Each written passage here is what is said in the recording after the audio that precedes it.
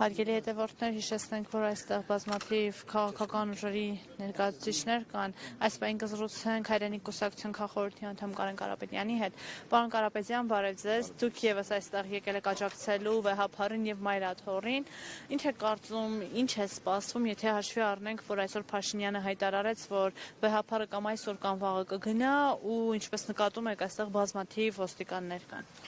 Փաշինյանը ավելի վաղ հայտարարել էր, որ հաջորդ պատարագը պետքա լինի Մայրաթորում, ինչպես տեսնում ենք, նա պատարագի փոխարեն վերածում է ինչ-որ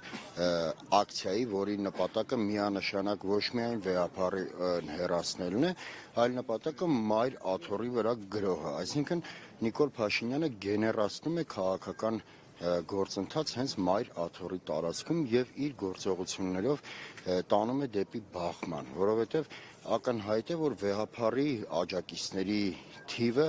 տասնապատիկ ավելի է, քան իրականում Նիկոլ Փաշինյանի այդ ծրագրի աջակիցների թիվը, սակայն հաշվի առնելով Նիկոլ Փաշինյանի վարչական ռեսուրսը, ոստիկանական ուժերը, ապա Նիկոլ Փաշինյանին միանգամայն ձեռնտու է, որպեսզի հրահարի որևէ բախում, որովհետև բախմանը կհաջորդեն ձերբակալություններ, բախմանը կհաջորդեն կալանավորումներ, մանավանդ հաշվի առնենք, որ նա արդեն հող է նախապատրաստում այդ կալանավորումներին օրինական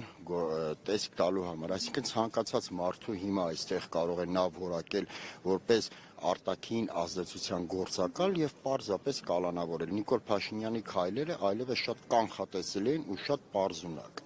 Այսօր ըստ ինչ է սպասվում այստեղ, ինչ է լինելու, ինչ կկատարվի։ Ես միանգամայն վստահ եմ, որ հաշվի առնելով այն մեծ բազմությունը, որը հավաքված է ի պաշտպանություն վեհափառի,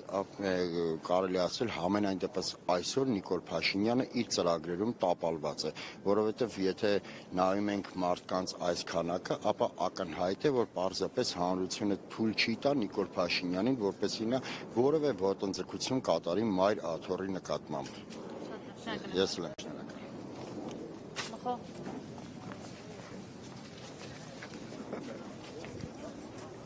Հարկավաճ կյանք։ Ասում են հանգստի կոչ ենք վեհափառ։ Իսկապես ես նոր եկա, նոր բիզնեսն տեսամ,